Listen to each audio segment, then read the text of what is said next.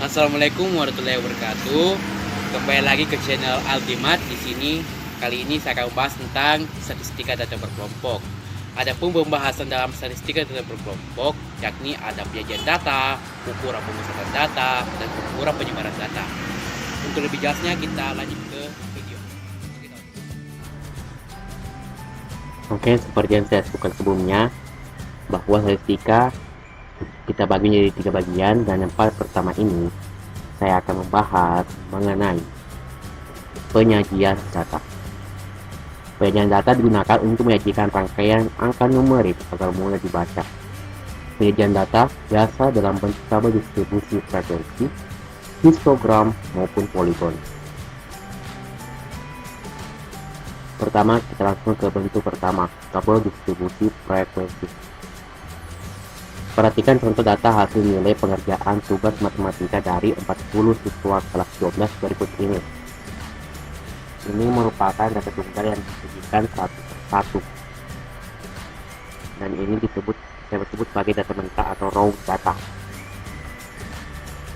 Bandingkan jika kita membuatnya seperti ini. Ini merupakan data yang sama, bedanya ini disajikan secara satu persatu dan ini disajikan menggunakan tabel. Tabel inilah yang disebut tabel distribusi frekuensi. Apa keunggulan tabel distribusi frekuensi dibandingkan dengan data ini? Yang pertama, data lebih cepat ditangkap dan dimengerti. Contoh, kita mau lihat nih, nilai siswa yang paling banyak dari kisaran berapa. Ya, kita melihat dari data mentah ini, itu rasanya akan sulit. Tetapi jika kita menggunakan tabel distribusi frekuensi, kita langsung bisa melihat bahwa nilai yang paling banyak didapatkan adalah kisaran 51 sampai 59 dengan banyaknya 12. Dan keunggulan lain menggunakan tabel distribusi frekuensi adalah memudahkan proses data. Sebelum kita mengetahui cara mengubah data mentah ini menjadi tabel distribusi frekuensi, terlebih dahulu kita harus mengenal bagian-bagian dari tabel distribusi frekuensi. Ini saya sudah sampaikan tabel distribusi frekuensi yang tadi. Bagian pertama yang perlu kita kenal yakni kelas interval. Kelas interval adalah kelompok nilai data yang ditulis dalam bentuk interval. Yang mana yang dimaksud? Yang dimaksud adalah yang ini, 42 sampai 50 kelas interval yang pertama, 51 sampai 59 sampai kelas terakhir yakni 87 sampai 95. Setelah kita mengenal kelas interval, kita akan mengetahui yang namanya batas kelas. Batas kelas dibagi menjadi dua, yakni batas bawah dan batas atas. Batas bawah adalah batas ujung bawah pada satu kelas interval. Yang saya maksud di sini adalah pada setiap kelas interval ini akan ada nilai terkecil yang berada di sebelah sini. Ini adalah batas bawah. Sedangkan batas atas adalah batas ujung pada satu kelas interval yang ini. Nilai tertinggi pada setiap kelas interval. Kemudian setelah kita mengetahui batas kelas, ada namanya tepi kelas. Seperti halnya dengan batas kelas, tepi kelas terbagi menjadi dua, yakni tepi bawah dan tepi atas. Tepi bawah didapatkan dengan cara batas bawah dikurangi ketelitian data, dan tepi atas itu didapatkan dengan batas atas ditambah ketelitian data. Berapakah nilai dari ketelitian data ini? Jika data bilangan bulat, maka ketelitian data adalah 0,5. Seperti yang kita lihat di sini, data yang ada di sini adalah bilangan bulat. Tapi jika data memuat 1 tanpa desimal, maka ketelitian data adalah 0,05. Jadi seandainya data di sini contohnya 42,1, maka ketelitian datanya bukan 0,5 tapi 0,05. Lebih jelas, saya akan buat tambahan kolom di sisinya, tepi bawah dan tepi atas.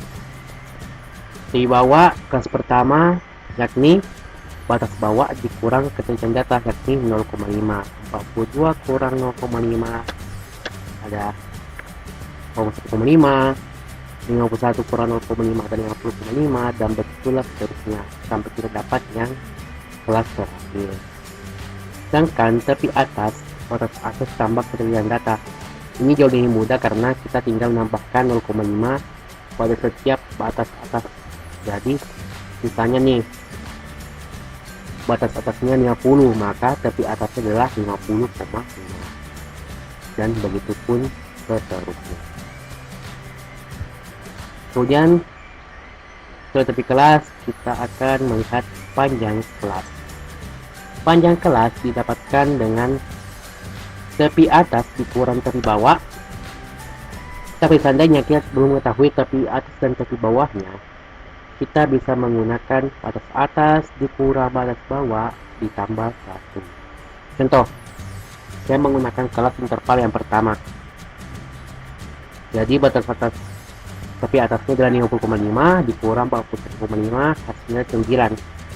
Jika kita menggunakan batas atas, hasilnya pun akan sama, 50 kurang 42 ditambah 1 sama dengan 9. Meskipun kita menggunakan kelas interval yang lain, hasilnya akan tetap sama. Dan terakhir yang perlu kita ketahui sebelum mengetahui cara membuat tabel distribusi frekuensi, yakni titik tengah kelas. Titik tengah kelas didapatkan dengan 1/2 batas atas ditambah batas bawah. Tambahkan kolom lagi. Cara mendapatkannya, ingat yang ini. Jadi titik tengahnya 50 tambah 42 dibagi 2 sama dengan 46. Begitupun seterusnya seperti 59 tambah 51 dibagi 2 sama dengan 55. Dan begitupun seterusnya sampai kita mendapatkan titik tengah yang kelas interval terakhir.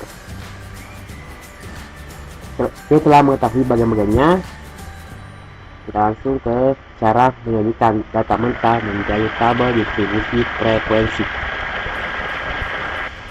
Caranya yang pertama adalah menentukan jangkauan atau range dengan cara data terbesar dikurang data terkecil. Yang kedua yang perlu kita ketahui, teknik tentukan banyak kelas interval. Cara untuk menentukan banyak kelas interval, kita bisa menggunakan metode Dorges. Teknik banyak kelas sama dengan 1 tambah 3,3 log n, di mana n adalah banyak data.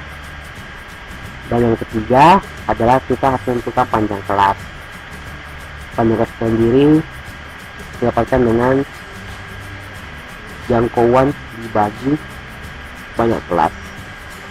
Dan inilah yang perlu kita cari sebelum membuat tabel distribusi. Contohnya, kita masih menggunakan data yang tadi nih, data yang saya perlihatkan pada awal video. Bagaimana caranya?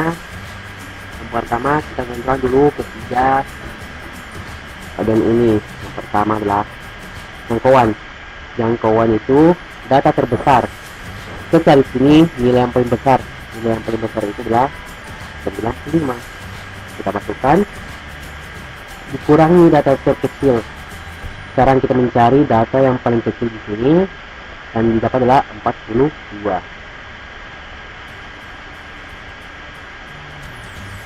Sehingga jangkauannya 95 dikurang 42 sama dengan 53. Kemudian kita tentukan banyak kelas. Banyak kelas sama dengan 1 ditambah 3,3 log 40. Kenapa 40? Jumlah data ini adalah 40 seperti saya sampaikan pada awal video. Jadi log 40 itu dengan 1,6, 3,3 kali 1,6 adalah 5,8, sehingga banyak kelasnya adalah 6,8 yang kita buatkan menjadi 6. Sedangkan panjang kelasnya kita dapatkan jangkauan dan kelas, jadi kita bisa mendapatkan panjangnya, yakni jangkauan 53 dan yang satu adalah 6, 23 per 6 adalah 8,3, dan kita bulat dulu 9. Kita dapat nih ketiga bagian ini. Selanjutnya kita membuat tabel distribusi frekuensi berdasarkan banyak kelas dan panjang kelasnya itu.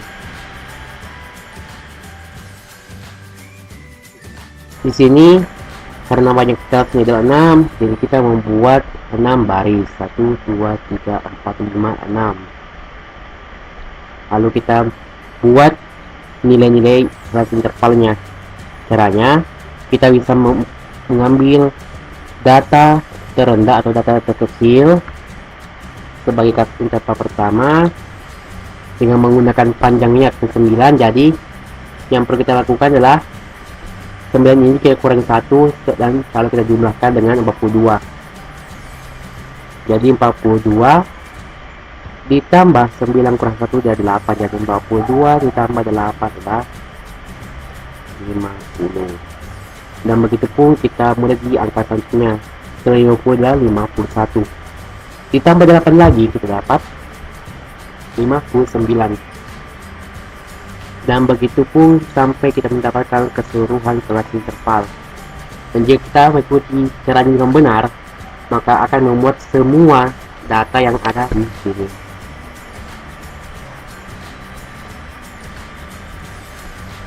Kemudian yang perlu kita lakukan adalah menggunakan Tour Stanley. Tour Stanley sebenarnya kalian bisa dapatkan saat pemungutan suara untuk mencari ketukaran atau dalam pemilu. Kita daftar 58 coret berada pada kelas interval kedua, 53 coret berada masih di kelas interval kedua, dan begitu pun seterusnya sampai kita berhasil mendata keseluruhan. Dan begini terusnya, kita percepat saja.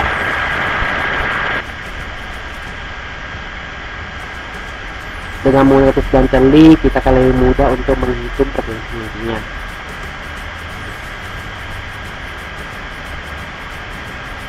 Ya, semua sudah didata dan kita dihitung garis yang ada di bawah teli untuk mengetahui frekuensi. Yang pertama adalah frekuensi pertama yakni 6. Di sini ada 12. Di sini 6, 8, 5, 3. Dan seperti inilah caranya untuk mendapatkan tabel distribusi frekuensi. Dan jika kalian melihatnya, tabel ini sesuai dengan yang saya tampilkan di awal video. Saya telah mengetahui cara menyajikan mentah-mentah mencari tabel distribusi frekuensi. Tapi ini adalah frekuensi biasa. Bagaimana jika kita mengenal frekuensi yang lain? Frekuensi yang sama adalah yang pertama frekuensi relatif. Frekuensi relatif merupakan hasil bagi antara frekuensi setiap kelas interval dengan jumlah data. Frekuensi relatif dapat ditulis dalam bentuk desimal atau persen. Frekuensi relatif dirumuskan. Frekuensi relatif sama dengan frekuensi kelas interval TI dibagi banyaknya data dikali 100%. Contohnya, ini tabel distribusi frekuensi ditambahkan frekuensi relatif. Caranya tinggal masukkan semua ini ke dalam rumus ini. Kita ketahui FI nya akan sudah sama dengan 6 dan jumlah datanya adalah 40. Jika kalian menghitung ini jumlahnya adalah 40, jadi 6 per 40 dikalikan seperti adalah 15. Ini karena FI nya juga 6, jadi ini sama 15%. Jadi coba yang kedua, kita coba kalikan kedua 12 per 40 kalikan persen sama dengan 30%. Dan kita bisa menggunakan cara yang sama pada kelas interval yang lain sehingga kita mendapatkan frekuensi relatif yang Frekuensi kedua yang saya akan bahas adalah frekuensi kumulatif. Frekuensi kumulatif adalah frekuensi yang menunjukkan jumlah frekuensi pada kelas interval tertentu, mulai dari kelas interval sebelumnya sampai kelas interval tersebut.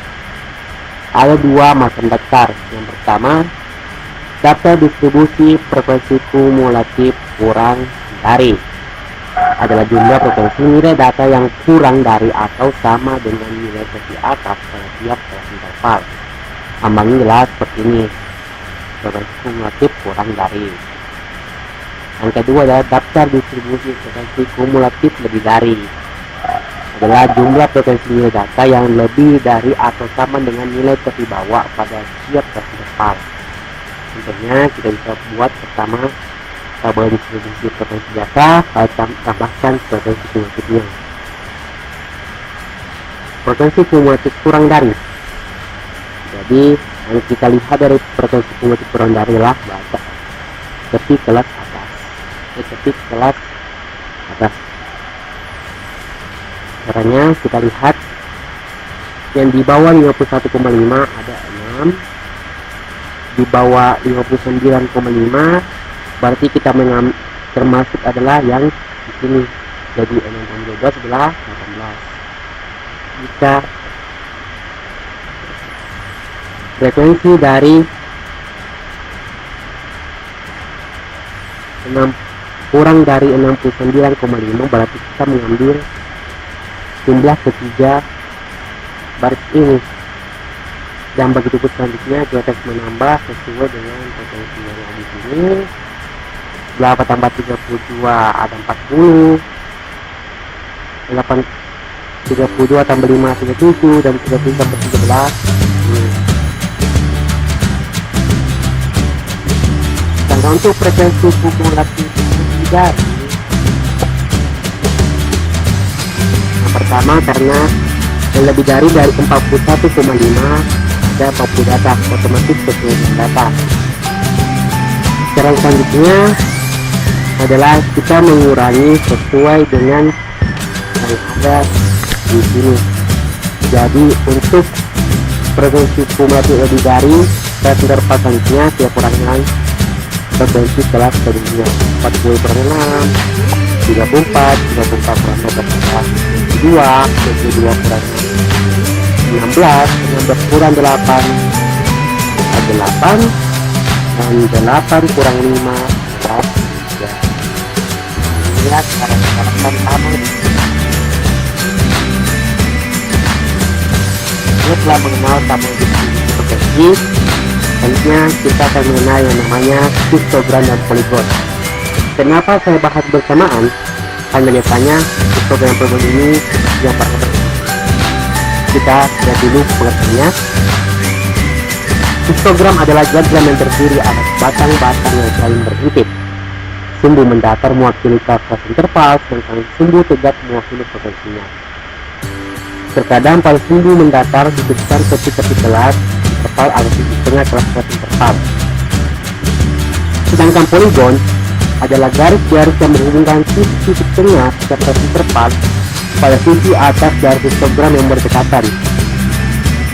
Dari satu histogram dapat digambarkan poligon frekuensi. Caranya dengan menarik garis melalui titik tengah sisi atas setiap batang pada histogram.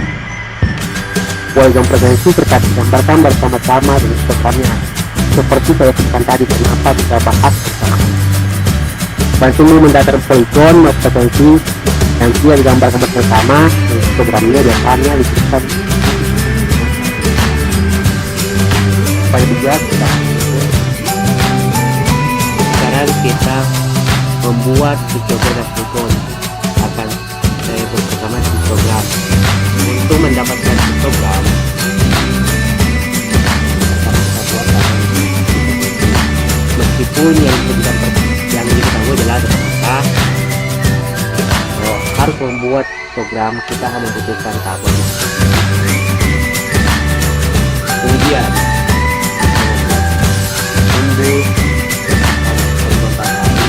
histogram, dan kita membuat batas-batas untuk sumbu horizontalnya menggunakan tepi kelas frekuensinya. Dan inilah alasan kenapa histogram batang-batangnya berintik, karena tepi atasnya dari kasih tebal pertama sama dengan tepi bawah kelas atas, dan begitu seterusnya. Selanjutnya kita membuat titik-titik pada sumber kita mendeteksi frekuensinya. Di sini saya menggunakan skala 2 karena di dalam tebal ini banyak yang menggunakan skala 2. Kemudian kita membuat dengan cara kita sesuaikan tinggi daripada batangnya.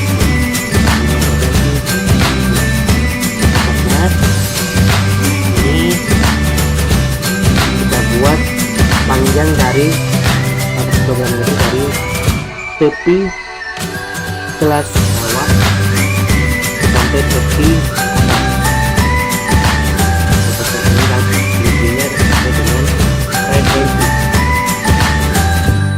nah begitupun kita buat batang-batang berikutnya, kita sesuaikan dengan frekuensi. Dan seperti inilah histogram. Tapi supaya tidak membingungkan pembaca, kita membuat referensi.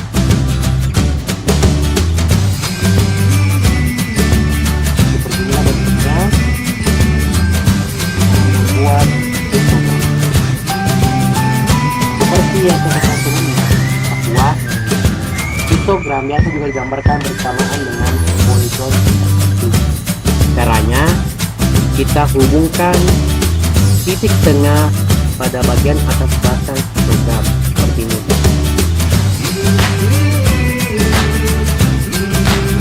Tapi jika kita ingin menggambarkan poligon seperti kita dan nilai yang dipakai bukanlah tepi kelas, melainkan titik tengah. Di tengah yang perlu kita lagi karena sudah terbahas di bagian sebelumnya. Kemudian kita buat titik dan menghubungkan antara titik tengah dengan frekuensi. Ini frekuensinya adalah 6 yang pertama, yang kedua adalah 12, yang ketiga adalah 6 lagi, yang keempat adalah 8, kelima adalah 5, dan yang terakhir adalah 3. Sekarang kita tinggal menghubungkan keseluruhan titik ini dengan baik.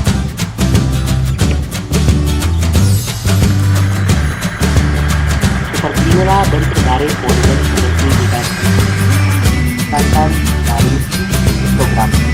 Tapi seperti tadi, supaya membaca lebih sering pembacanya, kita buat yang